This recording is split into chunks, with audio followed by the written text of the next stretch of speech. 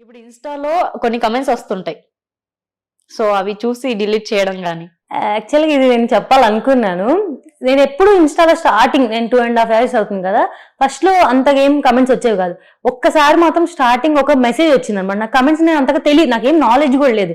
ఒక కామెంట్ వచ్చింది. చున్నీ వేసుకోవచ్చు కదా! అని ఒక మెసేజ్ వచ్చింది నాకు.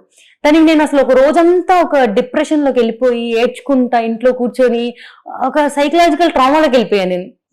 అది మమ్మీకి కూడా చెప్పా, అమ్మ ఇలా ఏంటమ్మా చున్నీ వేసుకోవచ్చు కదా అని. అది ఎందుకో నాకు తెలియదు. వెరీ స్టార్టింగ్ స్టేజెస్ లో ఏమో చాలా డిప్రెషన్ లోకి వెళ్ళిపోయా. తర్వాత నాకు ఇప్పుడు ఎంత వర్స్ట్ గా మెసేజ్ కానీ ఎంత కమెంట్ వచ్చినా నేను అసలు దాన్ని పట్టించుకోను.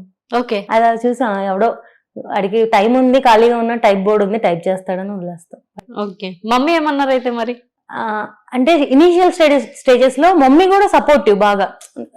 స్టైల్ గా ఉండాలి, మోడర్న్ గా ఉండాలి, మా అమ్మాయి కంటే ఒక గుర్తింపు ఉండాలి. ఇప్పుడు వాళ్ళ కోసం నేను చదువుకున్నా, ఇప్పుడు డాక్టర్ అయ్యాను. తనకి ఇష్టమైంది కూడా ఒకటి ఉంది కాబట్టి తను అది చేసుకోవాలని సపోర్ట్. బట్ కొన్ని అంటే స్టార్టింగ్ స్టేజెస్ లో నా రీల్స్ ఎవరికి వెళ్ళేవి కాదు.